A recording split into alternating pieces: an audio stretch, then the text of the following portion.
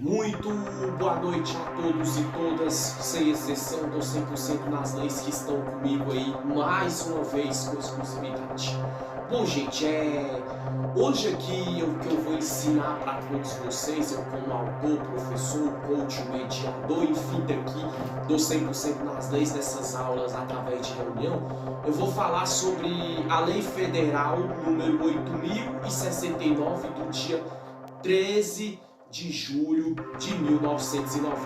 Exatamente isso. Lei Federal número 8.069 do dia 13 de julho de 1990. O que essa lei fala no caso em seu artigo 1º? Dispõe sobre a proteção integral à criança e ao adolescente. Então vamos lá, gente. Toda vez que vocês ouvirem falar da Lei Federal número 8.069 do dia 13 de julho de 1990, já anota isso. Lei Federal número 8.069 do dia 13 de julho de 1990, você lembra sempre da proteção integral à criança e ao adolescente. Lembrando bem que criança de 0 a 11 anos é considerado criança e adolescente de 12 até 17 anos. Vamos lá então o que interessa. E o que essa lei diz no caso, a Lei Federal número 8.069 do dia 13 de julho de 1990? Se ela fala sobre a proteção integral à criança e ao adolescente, olha que interessante. Toda criança ou adolescente tem direito a ser criado e educado no seio de sua família. E excepcionalmente em família substituta assegurada a convivência familiar e comunitária. Então vamos lá, gente. Muitas pessoas hoje elas têm um entendimento errado. Elas acham que a educação, quem tem que dar são os educadores da Secretaria de Educação das escolas particulares ou públicas, ou então da faculdade, etc, etc. Por que eu estou falando isso? Gente, quando essa lei federal número 8.069 do dia 13 de julho de 1990, ela fala sobre a proteção, no caso, que é interessante integrar a criança e o adolescente, ela está falando que a criança ou adolescente ela tem que ser criada e educada no seio da sua família, ou seja, mãe biológico, pai biológico, homem ou uma mulher que se relacionaram, ficaram, tiveram um casamento ou um namoro e veio filho. Aquele papel de educar como? Falar que o filho tem que ir para a escola, levar para a escola e buscar na escola, matricular na escola, ensinar o filho o que é o caminho do lícito, o caminho correto da vida. Esse papel de educação e desse tipo de criação tem que ser do seio familiar, ou seja, do pai e da mãe biológica. Quando o pai ou a mãe biológica, ele ou ela pega e assume com unhas e dentes, no bom sentido, entendeu? A questão da custódia, da curatela, da criação, da educação dos seus filhos ou de seus filhos. O que é interessante? E o que seria criação? Criar um adolescente, uma criança jogando bola, ensinando o que é ter família um dia, ensinando o que é eles terem amigo no convívio social, como eles se socializarem. Esse tipo de educação tem que vir do seio familiar, ou seja, pai e mãe biológico. E um outro detalhe que é interessante que eu vou frisar, a questão de criação, essa questão de dar comida, assistir o crescimento do filho, se o filho estiver doente, levar no hospital, buscar no hospital, se for ali muitas vezes ali como é que se diz, da casa, da roupa, da calçada, esse papel, entendeu? Tem que ser do seio familiar, é o que a Lei Federal, no caso, número 8.069 do dia 13 de julho de 1990, ela quer falar. Eu falei do pai e da mãe biológica. Agora, excepcionalmente em família substituta. Gente, o que seria família substituta? Vou dar um exemplo para vocês. Família substituta é quando aquela criança, vamos dar um exemplo, ela cresceu e foi largada pelo pai e pela mãe, vítima do crime de abandono de capaz, vou dar uma aula futuramente. Aí essa criança, ela vai ficar nos cuidados do Conselho Tutelar da vara da infância e da juventude, do estatuto da criança e do adolescente e todos os órgãos e entidades do Estado brasileiro, no caso que é o país do Brasil, e as leis vigentes que aqui há, vai ser cuidada pelo Estado. Uma vez que essa criança é cuidada pelo Estado, vamos dar um exemplo, que ela foi abandonada pelo pai e pela mãe, ela vai para o orfanato por ordem judicial. Ou seja, ela fica no orfanato até os completar a maioridade, que é os 18 anos, no orfanato. Ou então, se não for para o orfanato, o que vai acontecer?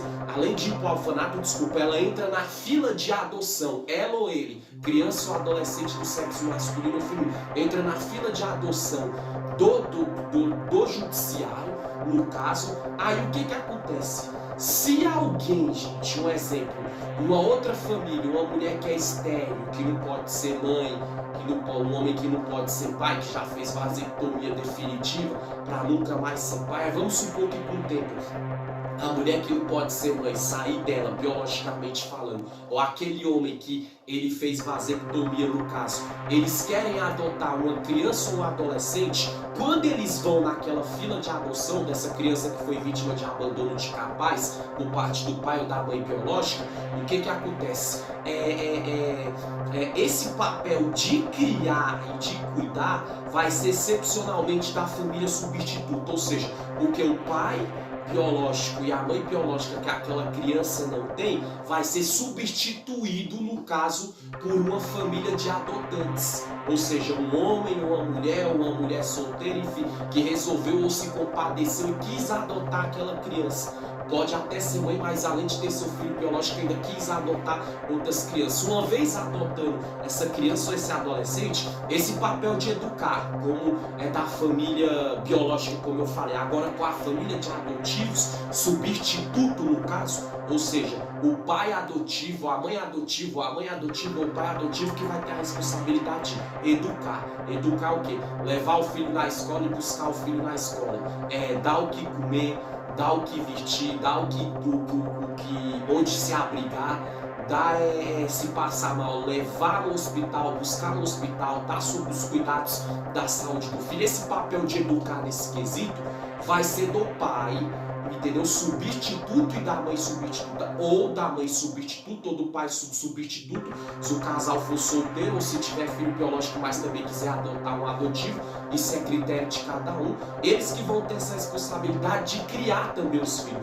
Criar, como eu falei, criar ensinando o filho que é o caminho certo, ensinando a respeitar os gostos diferentes das pessoas, as orientações sexuais das pessoas diferentes, a opção religiosa das pessoas, esse papel de criação e sociedade. Quando o pai biológico ou a mãe biológica abandona os seus filhos, o que acontece? O pai e a mãe substituto, ou seja, que pegou na fila de adoção do judiciário, que foi no orfanato, nos trâmites legais, com ordem jurídica, e falou: vou levar essa criança, esse adolescente para minha casa, eu vou cuidar dele ou dela, a guarda é minha, registra na certidão, registra no documento como filho. É adotivo, ou é adotado, ou é adotada, mas passa a ser filho não biológico, mas segundo a lei, aquela criança que foi vítima de abandono de incapaz, segundo a lei federal número 8.069 do dia 13 de julho de 1990, essa criança ou esse adolescente vai ganhar uma família substituta. E ganhando uma família substituta, quem cuida, quem guarda, quem protege, quem cuida da saúde, quem dá comer, vestir, calça, leva ao hospital, busca o hospital, leva para a escola, traz para a escola, etc. Vai em reunião escolar, etc, etc. O papel aí é da família substituta, dos adotantes, no caso. Lembrando bem que essa questão de adotantes da família substituta, só para me recapitular aqui e frisar bem para vocês, isso não só cabe naquelas crianças ou adolescentes que são vítimas de abandono de incapaz, não. Isso também entra aquelas crianças que têm pai e mãe biológico, mas que o Estado tomou a guarda. Por quê?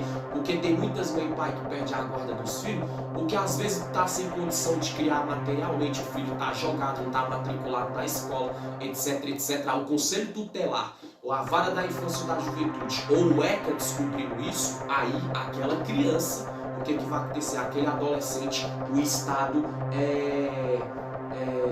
eles vão passar a tomar de conta dessa criança ou desse adolescente. E outras questões também são aquelas crianças que têm pai e que tem mãe biológica, entendeu? Mas aí não é o pai e a mãe biológica que abandonam o filho, é porque o filho muitas vezes foi vítima de abandono, foi vítima de molestamento, abuso sexual. Aí a polícia investigou, o conselho tutelar entrou, vara da infância e da juventude entrou, o estatuto da criança e do adolescente entrou, os direitos humanos na vertente de proteção à criança e ao adolescente entrou. Entrando e sabendo disso, o Estado toma a guarda. E aquele pai, aquela mãe biológica vai perder a guarda e essa criança vai para o orfanato ou para a fila de adoção, fica sob os cuidados do Estado até aparecer uma família adotiva. Que interessante, né, gente? Agora, olha o que é interessante para a gente concluir aqui, segundo a Lei Federal número 8.069, do dia 13 de julho de 1990. Olha que interessante. Assegurada a convivência familiar e comunitária, assegurada a convivência familiar, isso é passar a ser da família, biológico, adotivo, enfim, e comunitária, viver em comunidade, como eu já falei. Olha o que é interessante agora, vírgula, em ambiente livre de presença de pessoas dependentes de substância de entorpecente. É um outro risco que um pai ou uma mãe biológica perde, é se o pai ou a mãe, onde eles convivem ali, o ambiente, gente, tem, como é que fala? Dependente de substância de entorpecente. O quê? Pessoa que fuma maconha, pessoa que cheira pó, pessoa que usa qualquer tipo de droga ilícita, porque a droga não é legalizada no Brasil nem para vender, nem para uso, ela não é legalizada. Ou seja, quando o pai e a mãe biológica, se não for eles, ou é uma das partes, paterna ou materna, pai ou mãe biológica da criança ou do adolescente, ou se não for eles, quem convive com eles ali, um tio, uma tia, um parente ou familiar, se o conselho tutelar e a vara da infância e da juventude e o ECA, o estatuto da criança e do adolescente, se todas essas entidades, esses órgãos jurídicos descobrir que aquela criança ou aquele adolescente tem um pai que é dependente de droga, ou dependente do álcool, a mãe dependente de droga ou do álcool, ou algum parente ali que vive perto, ou alguém que não é parente, mas o pai e a mãe abrigou ali, deu abrigo e usa droga, o Estado toma a guarda. Por quê? Porque além disso a criança ela tem que viver, o adolescente, em ambiente livre de pessoas que é dependente de substância de entorpecente, ou seja, de droga, de álcool, de bebida, etc, etc. E mesma coisa vale para quem quer adotar uma criança. Vamos supor que o homem ou a mulher, entendeu? Que não pode ser pai porque fez vasectomia, ou a mulher que é estéril, enfim, ou pode ser pai ou mãe, mas além de ter os filhos biológicos, quer adotar alguém. Vai na fila de adoção lá do poder da adoção judicial, vai nesses órgãos para adotar uma criança. Chegando lá, antes de adotar, tem uma série de requisitos a ser seguido. E antes de, lógico, de um homem ou uma mulher querer adotar a criança ou um adolescente, o Conselho Tutelar, juntamente com a Vara da Infância e da Juventude, com o ECA, com os Direitos Humanos, que é da parte de proteção à criança ou adolescente, eles vão fiscalizar como é que é a vida da pessoa. Se trabalha, se estuda, se tem condição, vida pregressa, se tem apto para adotar uma criança, um adolescente ou não. Mas vamos supor que eles querem adotar, eles têm toda a condição financeira do mundo, mas o ambiente que eles vivem tem algum dependente de droga ou de bebida, não vai poder adotar, porque a própria Justiça, segundo a Lei Federal número 8.069, do dia 13 de julho de 1990, eles na hora vão barrar, vão vetar essa possibilidade de adoção, uma vez que não basta só criar e educar a criança, se for de uma família biológica ou substituta, e se for a substituta que quer adotar, no caso, além disso, a criança ou o adolescente tem que viver em ambiente livre de pessoas que é dependente de substância de entorpecente. Vamos supor que eles não têm, mas aquele homem, aquela mulher, aquele homem, aquele casal que quer adotar aquela criança, tirar do orfanato e levar para casa e registrar como filho ou filha adotivo deles, aquela criança ou aquele adolescente. Mas vamos supor que a polícia descobre que lá tem a justiça, a polícia e esses órgãos, Conselho Tutelar, Vara da Infância e da Juventude, DELESP, Direitos Humanos da parte da proteção da criança e do adolescente, descobre que lá tem alguém que é viciado em maconha, viciado em droga, viciado em cocaína, no crack, enfim, aí não vai conseguir adotar.